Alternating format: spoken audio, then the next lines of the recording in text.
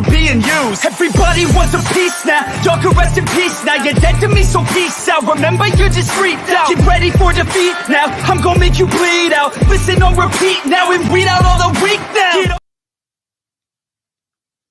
You are live. Ah, thank you, Miss Wintis, the best female producer in the world. Whew, damn, people were actually waiting today. They're like, oh, shit. We'll give people a few seconds to tune in. How's your day so far? My day has been great. I have did 2 shows in time. Oh, yeah, you are working a lot lately on this. I should probably pick up another show, like, when I find time. Like, I haven't had a social call in 2 weeks. I've been that busy. I changed out a whole ass water heater this weekend. Yeah, I can't wait for next council meeting because I get to show them some of the pipes. That's going to be fun. See, I wouldn't have had pipes to bring, except I told my daughter, I'm like, here's the cash. Go get a new water heater. We're going to put it in. We're not going to leave a jacked up house. We're going to try to sell this house. Really? I thought she was going to stay in the house. That may be part of it too. Either way, you know, if she does decide to come, we're going to sell it. We're not going to leave blight. She got one that was taller than her, still 40 gallons. So I had to change out a ton of the plumbing. I was sitting there like, really? Well, hello, Sherman Davis. Hello, Mama Quill. Hello, Meat Freak. Hello, Miss Kathy King. Hello, Miss Rita Hunter. Hello, T from D. Hello, Sheena Beckton. And here he is. Yes, everybody's here waiting for Trevor. Jaleesa Mayfield. Jonelle McFadden. From Cali. And from California. My birthland. From your birthland. My birthland. And then Meat Freak, my future neighbor. I can't wait to just show up at your place one day and get some barbecue, man. Author Terrence O'Sales is here. Terrence, I know I've made fun of you for this before. I'm not making fun of you this time. I just have a question. How many profiles do you have, my friend?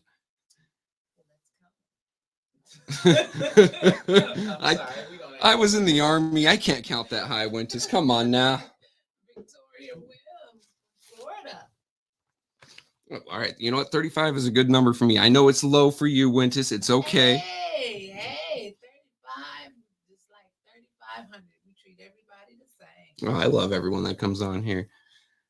So I promised this morning when you guys almost killed me because I was laughing so much. I shaved with a straight razor and I had it right about here at my jugular. Wintis said something. I nearly sliced my head off. Fun times. But I said, you were cracking a joke about something, and I had the razor right up to my throat as I was getting rid of my throat hair. The holy moly donut shot. Yeah, and it's like, oh, okay. Like, instead of jerking up, I thankfully just twisted my hand out because I would have taken some skin off. But I said this morning I would read Doug's entire post, and it is a doozy. So he even gave his post a title. Setting the record straight. My commitment to ethics and community. Setting the record straight. My commitment to ethics and community. As someone who grew up in the shadows of the flames of the 1967 Detroit riots, my life has been profoundly shaped by the experiences of my youth. Coming from a family of 17 children in the city, I learned early on about the struggles and resilience of marginalized communities, including poor blacks and whites. These formative years instilled in me a deep sense of justice and relentless drive to advocate for economic, civil, and human rights. All right, can we stop right there for a second? I know Detroit is Motor City. I get that. But now we can't trust his parents to back or to pull out of a driveway. 17 kids? Jesus Christ. His poor mother was working overtime. I mean, out of 17, having one failure isn't too bad of a ratio. Over the past 40 years, I have served as a lawyer, social worker, and educator, always striving to make a positive impact on my community. My journey has been one of continuous learning, self-improvement, and unwavering commitment to ethical conduct. I am proud to say that my career has been exemplary. Pause. Look, if you have to tell people that your career has been exemplary, it probably hasn't. That's like the same type of people that run around, I'm a good person, or I'm in charge. If you have to tell people, you really aren't. All right. I'd rather hear from your coworkers. You telling me your work is exemplary is like the government investigating itself. They found they did nothing wrong. I have passed numerous rigorous background checks, upheld the highest standards of professional conduct, and earned the respect of my peers and the communities I have served. Once again, pause. When I hear it from them, I'll believe it. I'm sorry. I could say I've earned the respect of Flint. That would only be true for like 10 people.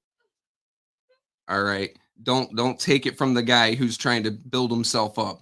You should always include citations or quotes from people talking about you rather than you talking about yourself.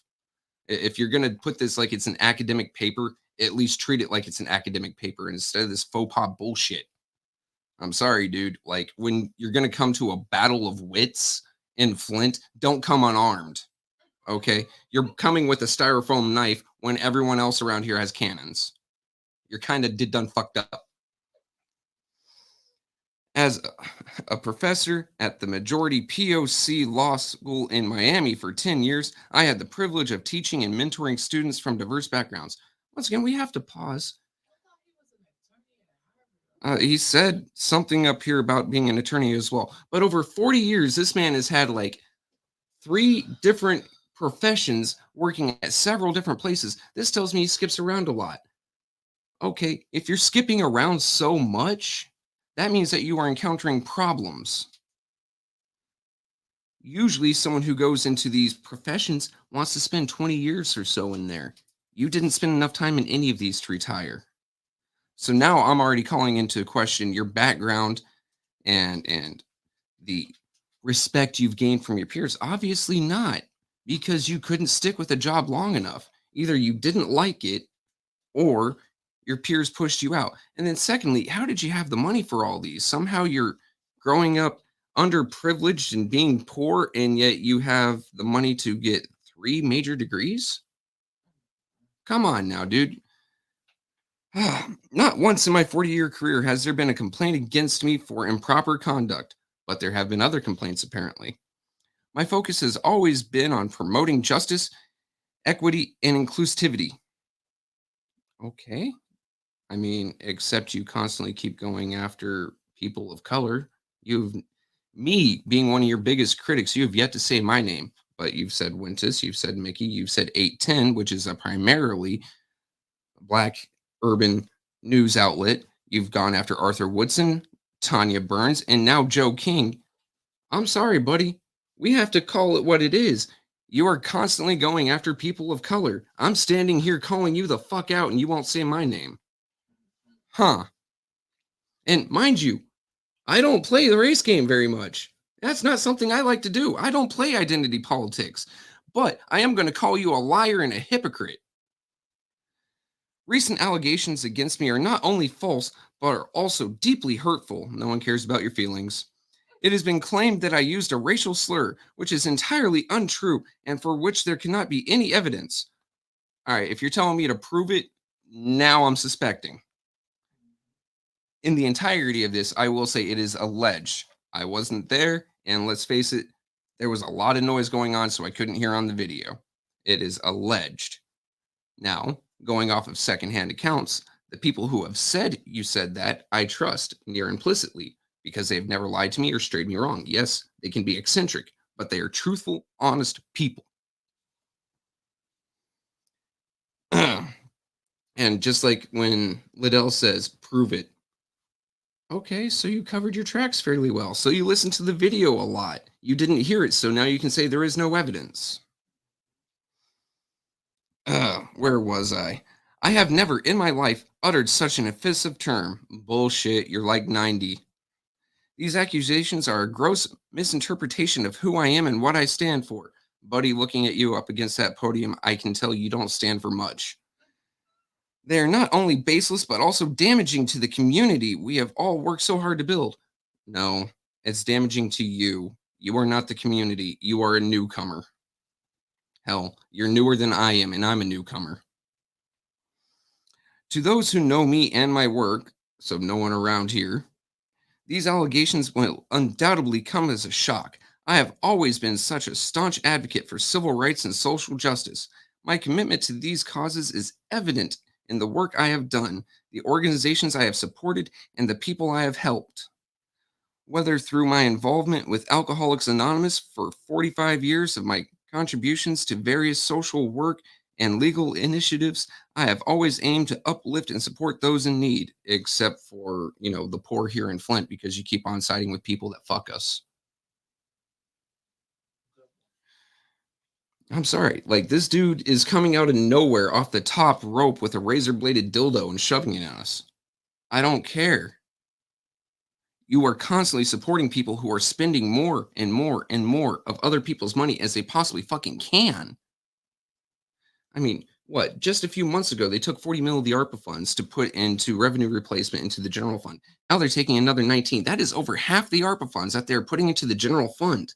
That could have gone to people's homes. That could have gone to the roads. That could have gone to the police officers and giving them proper training. Hell, even something as simple as judo or jujitsu, which there are plenty of gyms and dojos around here that'll teach them so they don't have to rely on a firearm and make people nervous all the time.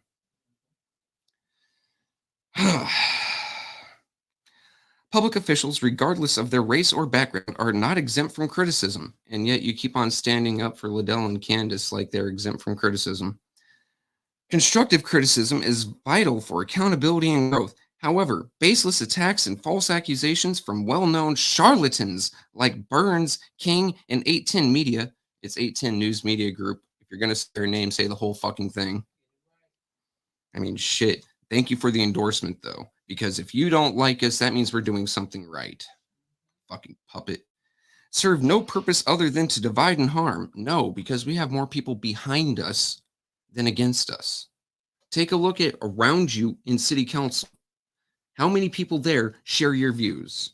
And you can't say because we're violent. Hell, folks on this side of the aisle are the ones that have been accosted in city council. Arthur Woodson, he's been accosted by not only the police, but by a sitting council member, and then had Eva Worthy harass him for years.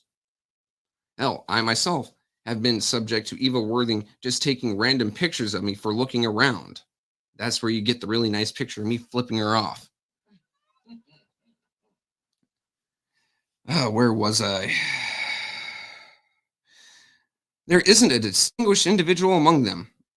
Like you're distinguished yourself, Mr. Can't Finish a Career. I'm sorry, you know what? How about I just pull a page from your book, go to your house, and drop off my DD 214 in your mailbox? I mean, how creepy would it be if I were just to walk up to your house? That's something that you do. But, you can read my distinguishments, my awards and decorations, and then decide for yourself. Or how about Wentus and all of her credentials from the community that she has given to and fought for? How about Mickey? How about Michael Clack? I'm the only one here that only has one piece of paper that says I am fighting for the community. Everyone else has stacks and folders of it. And you're trying to say there's no distinguishment here, except you, with everything you've supposedly done, you bring absolutely zero to the table. No one in town knows you except for your antics going after Councilwoman Tanya Burns. Sure, you're one to talk. It is crucial to distinguish between legitimate concerns and unfounded claims by race baiters that maliciously tarnish reputations without cause and even seem intent on fomenting violence against me. If my blood spills, it'll be at their hands and at the hands of their mobs. Number one, ladies and gentlemen, let me clear this up right now. Don't touch the man. We do not wish harm upon him. We wish him to step on a Lego every morning. We wish him to wake up out of this walking nightmare that he's living, being someone else's puppet. We wish him to find some clarity and sense and to snap out of his dementia, but we do not wish harm upon this man. So I'll say it right here and right now. No one touch him. Trust me, if you were 10 years younger, though, it'd be a different story. Okay, 20, 30 years. Sorry, Grandpa. I remain steadfast in my dedication to serving Flint and upholding the principles of justice and equality. Except everyone that you named as a detractor happens to be of a certain group. Weird. The support and trust of my community mean everything to me. Not really, because the people you side with are taking bribes. I am committed to continuing my work with the same integrity and passion that have defined my career. Which one? I just hope the city and the police can protect me. Thank you to everyone who has stood by me and supported me through this difficult time. Your belief in my character and values gives me the strength to continue fighting for what is right. You wrote this like what, 9, 10 hours ago? Why did it take you so long? I mean, it's the 14th. It's taking you 4 days to come up with this. 4 days. And at the time that I copied and pasted this into a Word document to print it out, because Lord forbid I try printing anything off Facebook, that's too much ink. You only had 4 comments, and one of them was your own. No one's standing by you because no one believes you, because they see who you attack. No one at all wants to be associated with you except for Candace, for whatever reason, and Liddell. You were brought here to take a position on the Ethics and Accountability Board. We all know it. So here's some notes from 6/10/24. You opened up with how the ENA has to be impartial. I think that was a shot at Billy. Sure. Then you go on to attack Jared, the very first thing, and then you say Jared will not help the division on the ENA board. Then you go on to attack Tanya. Okay. So you're trying to get on the ENA board. You say that they must be impartial, and then you instantly go in on 2 people. Shows your impartiality. Shows you're a fucking hypocrite. Then you walk off, and because Lewis and Candace covered for you, you thought that you had leeway, and you blow a kiss at Arthur Woodson. That's sexual harassment. It's caught on tape. And honestly, I encourage Art to sue you for it. And he had every right to react. And he didn't even get up and start chasing after you. He didn't get up and bow up. All he did is, what the fuck? And he got a second warning for that and kicked out. You baited the man to getting kicked out of a public meeting, a meeting that he has more right to be at than you do, because he's been here far longer and has fought for this community for far fucking longer.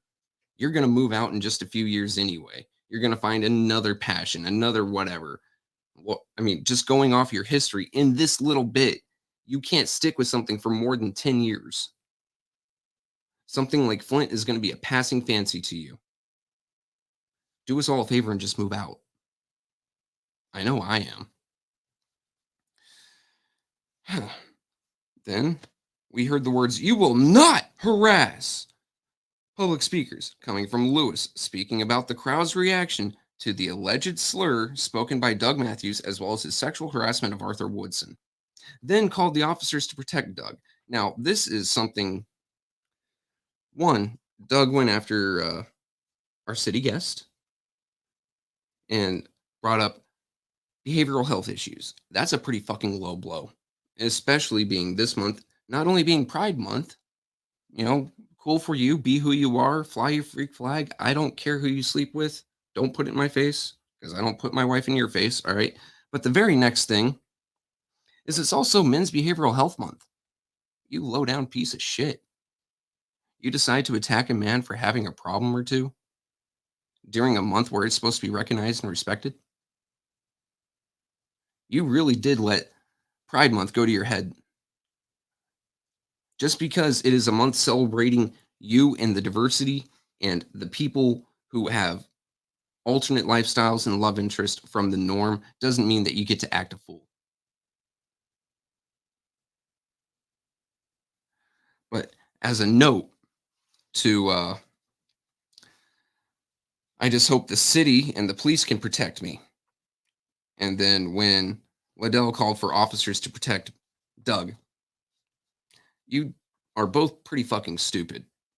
You do know that the Supreme Court has ruled that officers have no, and once again, I will say again, no obligation to protect people.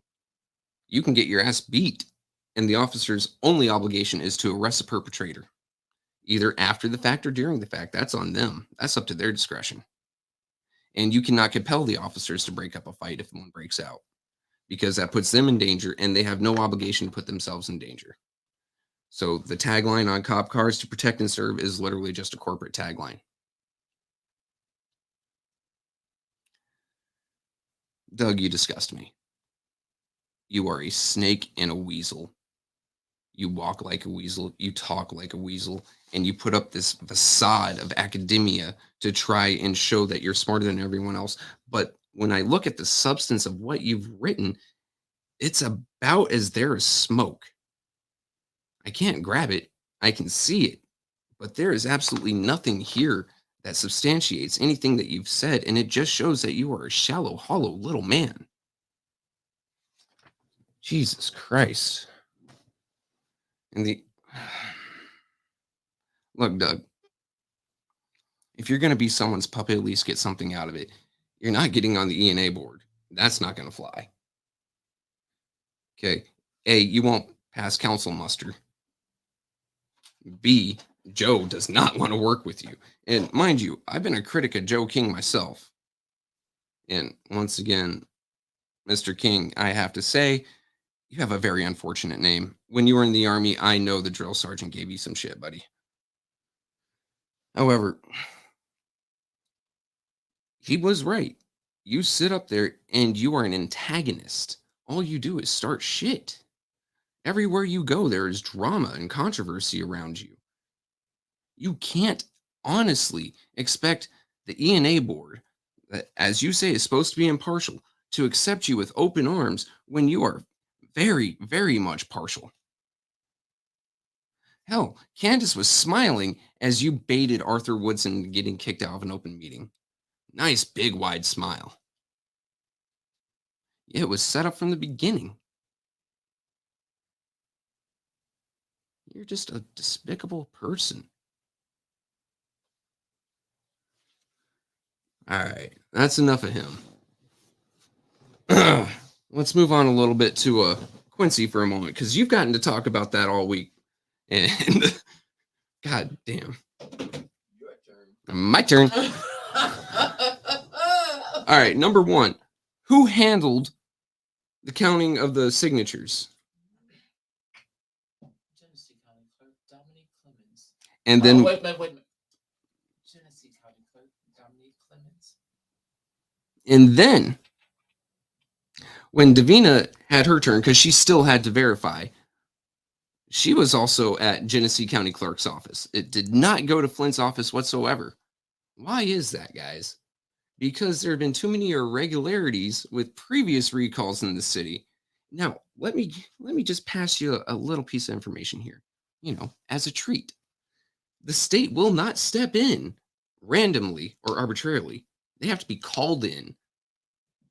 Genesee County Clerk's office, or a group of our friends here who are watching, all 78 of you now,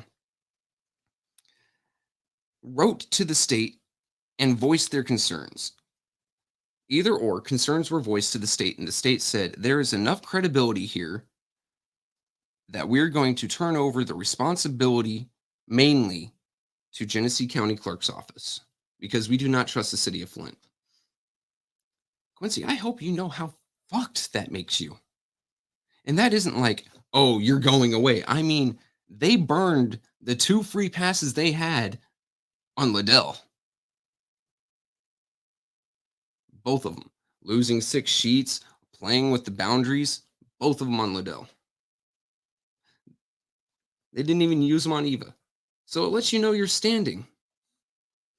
Who do they value more, Liddell Lewis or Quincy Murphy? Obviously, in this case, it's Liddell Lewis. And as I heard Mickey say, when the boundaries change, Mr. Leon's going to be in the 3rd ward. It sounds like they didn't care if you got recalled, because they're just going to try to get Mr. Leon in next time anyway. You've been thrown to the fucking street side. Bro, come on. I know through listening to you that there isn't a lot of steam in the engine. Okay, just being honest. I get that you talk yourself up in circles and then think that you've made a point. You're like the rat running on the wheel. But you should have seen this one coming, and you should feel betrayed. And no, even if you start switching up how you vote right now, we know that you're a two-bit snake. You're going to go with whatever you think is going to get you the most. And the second that you may beat a recall, you're just going to turn right back around and run with the fabulous five. But I want you to understand that you were thrown under the bus here. And everyone else's wards and special interest projects got money long before yours. Hell, they haven't even passed his, have they, Wintus? Nope. And it's not going to happen now. I mean, you're going to be fighting for your seat. Well, not your seat, the third ward's seat. Let's clear that up. Those seats don't belong to anyone. They belong to the people of the ward. You're going to be fighting for that seat. And now you've got a really, really awkward position, my friend.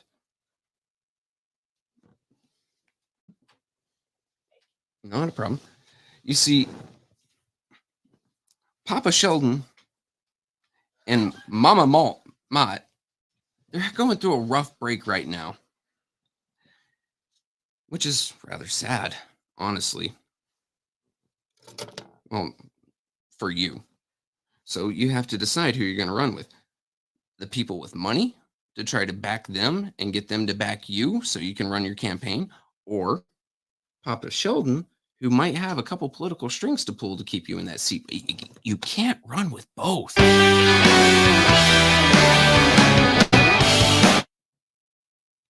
me a second. I was sent something absolutely wonderful. Oh, how do I save it? No. Hey, Terrence, will you go ahead and put that that awesome video you sent me up, because I can't save it to my phone, dude. Wait. I did. Now let's see if I can drop it in chat. I cannot. Damn it. Yeah, if you would post that, because that was awesome. Anyway, Quincy, and we know you're going to be acting a fool. You're going to be angry and upset. Oh, I don't know why y'all think that I'm not good for the third ward. Well, because you aren't. You voted everything about the third ward down. You voted everything for the north side down. You didn't want to give money to your own neighborhoods. Hell, you're on the land bank committee. And there's so much blight up there. What, you're not pushing to get those houses demolished first? The most impacted part of Flint? You're content as things are? I get it, because as long as those lots are overgrown, you get to use that brand new lawnmower that Papa Ashley bought you. And you get to run on the Clean Green team and pick up some extra cash on the side, not to mention all the grants that you got for cutting grass. And I'm willing to bet you're charging people for their personal lawns. Let's face it, a hustle's a hustle. I'm not going to blame you. Hell, if I got a free $11,000 lawnmower, I'd be doing it too. But that brings up the question. Are you going to trade free lawn care for votes? Uh-oh. Let me catch up with the comments for just a moment.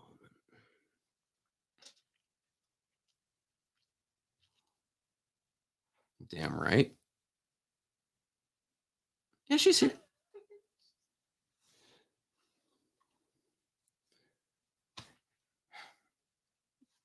Wintus, you used to sit with Quincy in the crowd, right? Yeah. And he used to be very outspoken. Yeah. He used to be very much for the people. Yeah. And then he gets on council and he's suddenly against the people. Yeah. What does he think is going to happen when he's voted out now? He's just going to be able to go up there and everything's going to be cool again. You're one of the outspoken naysayers. You get to be loud again. Him and Montez gonna have a podcast. Oh God, please no. It'll be a never-ending loop. Montez talks himself in knots, and Quincy talks himself in circles.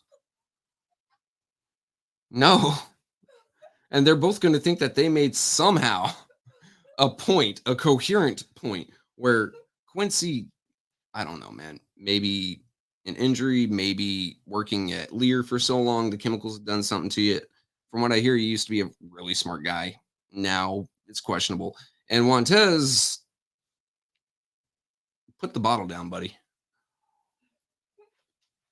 Would you like to take a breathalyzer, sir? That's what Maze asked him one time at the press conference. I thought that was hilarious. I mean, didn't. And people really should realize that Quincy is a huge part of the problem here. You see, for the longest time, they hated abstentions. You either vote it up or vote it down. Let the votes be what it is. It either passes or it fails. But Quincy, you were saying that for the longest time, and then you voted in the affirmative to change the rules to where anytime something dies, you can turn around and put it on the agenda next meeting or meeting after whenever you have the votes. Well, I would say you, but now the Fantastic Four get the votes because you're out of there. So you too are a hypocrite. And people realize that because, as you kept on saying, that's how democracy works. That's how, and then you go back on it. Does it pass or does it fail? If it fails, let's do it again until we can get the votes. We can impose it on people. Sir, I have to tell you, you are a symptom of one of the largest problems in America, that democracy itself is dead. That whoever holds the power can do whatever the hell they want and please. And to be honest with you, Ward 1, you're a fucking puppet. Ward 2, you're a puppet and a sellout and a crook. Ward 3, all of the same. Ward 4, dear God, I don't know if you're just following along or if someone promised you friendship. I don't get it. I don't understand. Ward 7, you are once again a puppet. What's really funny is Wards 1 and 7 are starting to speak out a little bit more instead of hiding. It's like someone remembered that puppets can speak if you move their mouth. But as long as you got the power, you can do whatever you want. And the 5 of you, Flint can't afford you anymore. With all the lawsuits you guys generate, with all the spending you guys throw out, every chance you get, you throw $1 at something instead of examining the problem and examining how to fix it. You just throw money at it. Money's not a fucking Band-Aid. Please stop treating it like such. There's a reason I'm moving. I cannot afford you. For one. For two, I don't want to give you the money anymore because I see what you do with it. Giving you money is like giving a 4-year-old a quarter. They're going to go out and try to spend $1. The folks here can't afford it. See, what you've done with, what is it now, $59 million to put into the general fund to keep yourself right side up. And I remember having a conversation with Judy once where the former CFO was nervous about an upcoming audit. And she said, well, just move the money around. That'll work with the audit. Okay.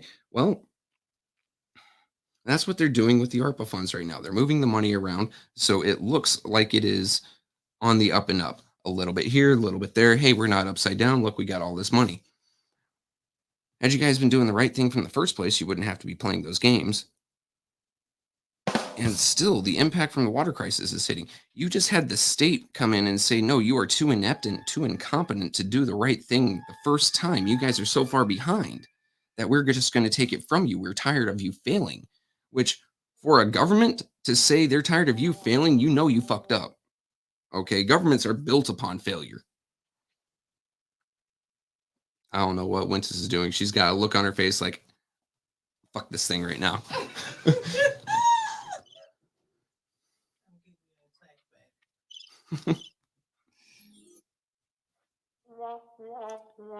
But you guys could have done something even better with that money. Like I said, I changed out my water heater and I pulled some pipes out. Now, I know what you're going to say. The home is the homeowner's responsibility. In this case, that's not true because 3 different governments fucked me over. A half government, half corporation entity jumped in on it, started it, and then the federal government just kind of let blase be blase. You have ruined so many houses here in the city of Flint. And I want each of you to sit there and think about after the water crisis, after your portion of the water crisis, because we're still in the middle of it. After the city came, or the city's contractors, and Rip Stevens, not being paid in 6 years, 8 years. Hey, thanks, AC. I know you're working really hard on that one. Anyway, did any of you think that you were safe? Did you guys sit there and go, oh, the pipe was replaced, it's fine? If you thought that, I encourage you to go change 1 or 2 of the 1-inch pipes in your house and then take a look at the corrosion inside. And you're going to say, well, that's the homeowner's responsibility. But because of your guys' poor management of the city, people don't have the funds for anything. Fuck, people don't have the funds to replace their rims when they hit a fucking curb or a fucking pothole. Hell, you guys don't even have the funds to fix the pothole, but people don't have the funds to fix their shit when it gets broken. How are they supposed to afford $15,000 for a plumber to come to their house and fix your fuck up? Okay, well, most of you weren't in council, understood. Your predecessors fuck up. Your bodies fuck up. The cities fuck up. And somehow you think that 501c3s to clean up blight in the city is a better spending of people's money rather than their health and welfare. So either you are being malicious and trying to keep people sick and keep people poor, so they either move out or die, which in this case should just be considered murder, or you are incompetent. It's one or the other. There is no in between here, because this is something that any layman will know. What do you know? You put wine in a glass, you drink the wine. Guess what? There's still residual wine in the glass. It's the same thing with your pipes.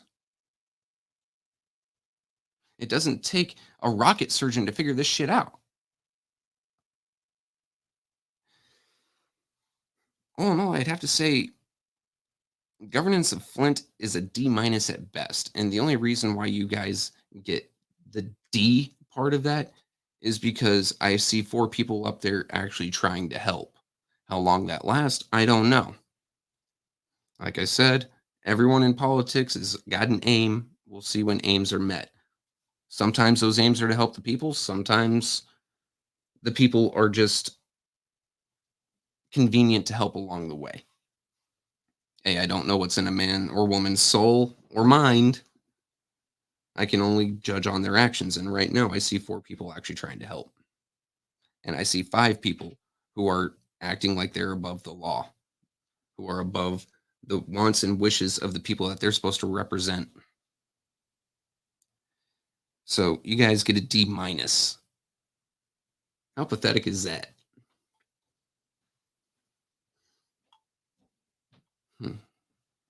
Let us read here. I'm not saying we had no responsibility there. We made poor choices and had a lot going on. But it sure seems like a way to be able to resell a house after the market went nuts shortly after it was sold. Very true there. And mind you, no matter the condition of your house, unless you've replaced the pipes, you're already taking a bath on that house. Yes, the housing market has gotten incredibly expensive. I'm a victim of that right now. I'm about to be paying $2,100 for a fucking mortgage. What the hell's a mortgage? Anyway, a month actually. Anyway, but if your house is in a good condition and you haven't replaced those pipes, you're probably about to lose something like $70,000 off the price of that house.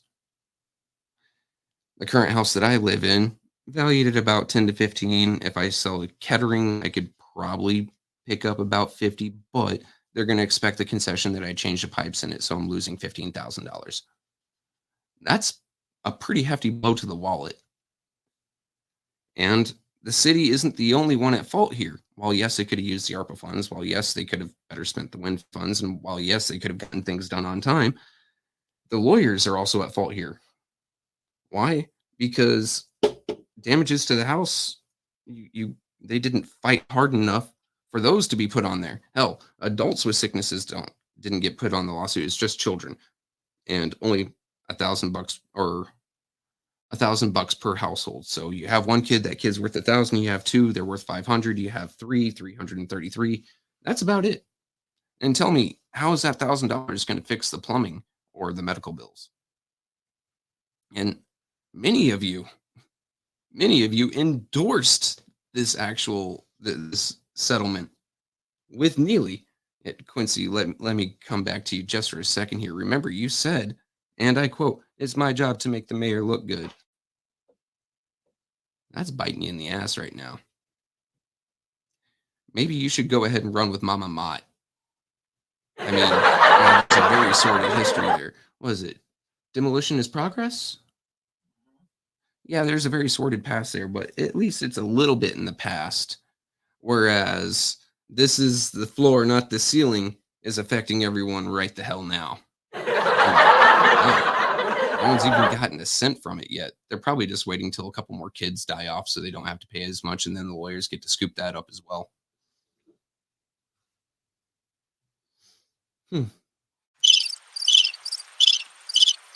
Oh, that's a fun question. Wasn't that the sugarcane fields where they'd entice men of color up north and tell them that there's a good wage, and then they take them down south, and that good wage was eaten up by tools that they had to rent by day, housing, food, clothing, and then they ended up in debt. And then if you try to walk away from it, they would drag you back and beat you. It kind of sounds like an institution that this country fought a whole last war over. But I'm no historian. Doug will point out that I don't have a degree and I barely got through academia. So maybe I'm just missing it wrong here.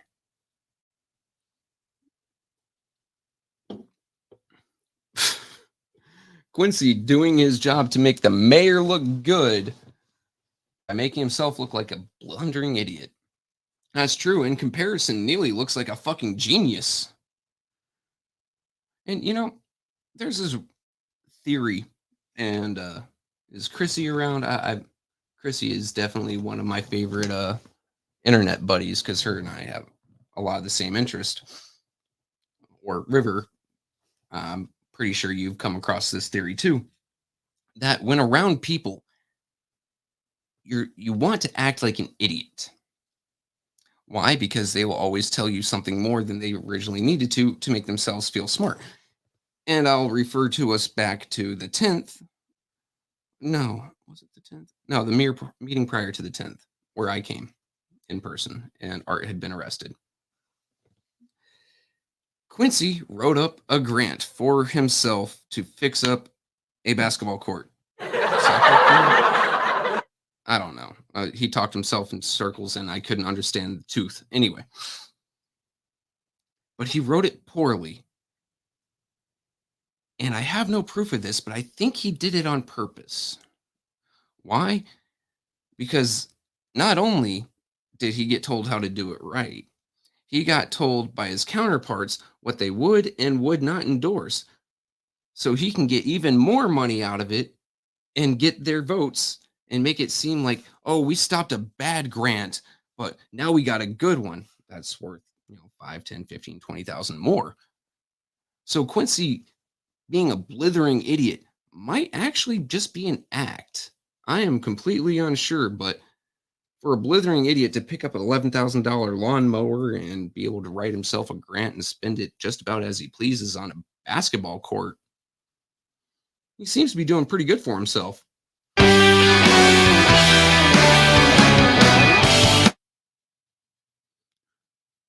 just saying.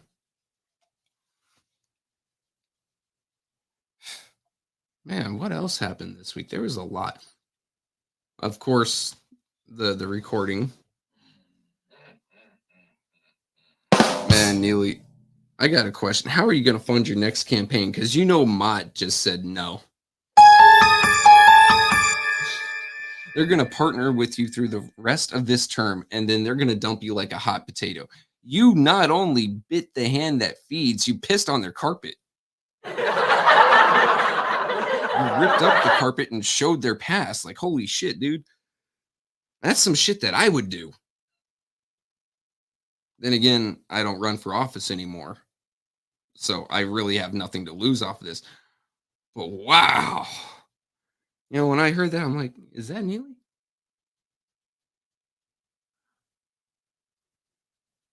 Oh, Negan Smith. Quincy owes $23,935.04. I love that you put the cent value on there. That makes it feel better.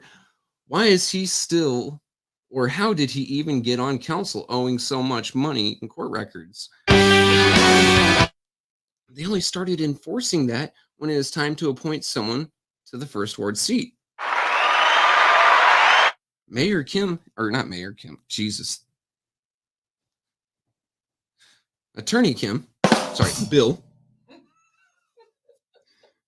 Bill sat there and said, while we have not enforced this before, it is still within our purview to start doing it now. So there you have it right there. If they want you, they will look over that. If they want you, they will overlook any money you owe to the county or city in taxes or in water bill. However, if they don't want you, they're going to impose it. Now, here's the caveat. They have to apply it equally to everyone in the same race. So in the third ward race, they just decided we're not going to do that. And then when it came to the first ward appointment, it came to, okay, we see a few people here that could actually make a difference into our voting block. So let's go ahead and impose this because they didn't want certain folks running. You're no fun, River. I'm having fun, River. Look, she's about on the same level as Clack is. Clack loves the damn soundboard. But here's the next thing, Quincy. Not only should you be angry, well, I don't think you should. You actually fucking deserve this recall. So not only are you going to be angry, but you should be terrified of losing that seat. Number one, that's $20,000 a year that you seem like you just can't lose with all the grinding you're having to do on the side to pick up money. I mean, not only is your main job working at Lear, is it? Oh, that's one of them chemical companies around here. Quincy works at Lear. They should start a podcast about Lear. But that's all I want to hear from them. Anyway, you know, he does all of his mowing for the Clean Green team for Land Bank, and then he gets, I think, a small paycheck from Land Bank, and then, you know, all the personal mowing. He does a lot to try to get money, and then $20,000 a year from council. Okay, so that should terrify you. You're going to lose out on a paycheck. But then the second part of that, if you lose that seat, my friend, and then it turns into a 5-4, your friends are now the minority. Don't you think they're going to open up some investigations and start looking at things? Remember, council has a power of subpoena. And while I've heard some of them say it's not our purview, you know, to investigate, power of subpoena so you can do your due process and investigate. That's one of the reasons council has that power, same as Congress. Congress does investigations all the time. So, Quincy, you should be pretty scared about what an investigation would look like, say, with your Ashley Capital deal. Because I'm pretty sure if that were to get recommended, because it wouldn't go to Layton, that would go to Dana Nessel. And Dana Nessel will have to bury you and fight hard to get you convicted just to distance herself and Gretchen Whitmer from the whole Neely debacle that has happened. Like, okay, all the Neely debacles. They have to show that they're coming down hard on Flint, just like the state stepping in doing the pipes. You've lost your overhead protection, and now you're losing your shield on council. Quincy, you might want to start thinking to yourself, how do I look in orange? There's something really cool when it comes to forensic investigations of finances, audits, and companies. It's called lifting the corporate veil to see where business money, such as a 501c3, and your money intersect. The IRS does it quite often. And I will tell you right now, if you didn't claim that lawnmower as a bribe on your last tax return, which the IRS won't turn you in for, by the way, just a heads up, you can go ahead and go do that now, actually, and pay taxes on it. They're going to come after you for tax evasion. Remember, that's what they got Capone on. And you are nowhere near as slick, little buddy.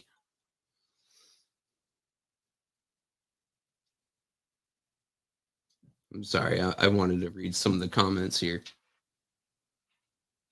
There we go, River. Lifting the corporate veil of the nonprofit industrial complex. Everyone wants to talk about the military industrial complex, which I am a product of, as piss poor of a product as I can be. But the poverty complex here, that's what hits. Ladies and gentlemen, I think it's about time for me to go. It's been about an hour. Winter. Stop telling me no. I've got a few things I got to run and go do. But I love coming here and talking with you guys. You are all absolutely wonderful. Thank you for all the support. I hope that I can be at the next city council meeting. Because I don't think Doug will look at me. He doesn't like looking at white guys for some reason. You're not as tight. Well, I hope not.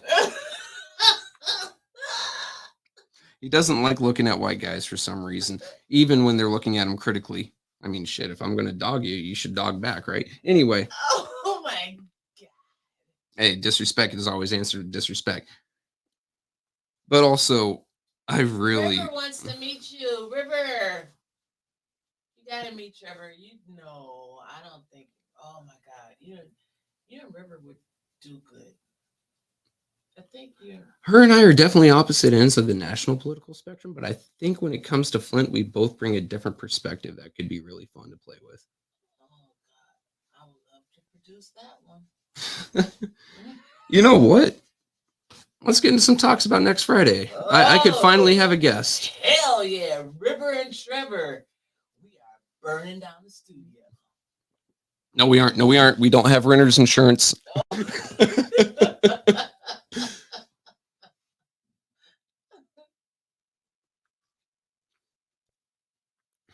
Let me see. Liddell will try to throw all the dirt on Quincy, like she's already starting to do. But she is the ringleader who screwed the 4 idiots for Neely. Very true. Because you see how she's not standing up for Quincy anymore. And once it was announced that Quincy had a decent shot at being recalled and that those signatures were being collected, she ripped him right on over. You better vote like this. Uh-oh.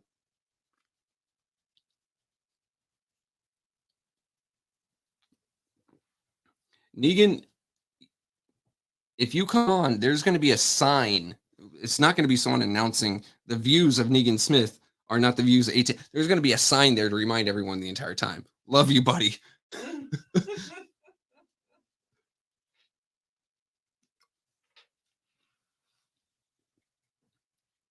Oh, she is the chaos.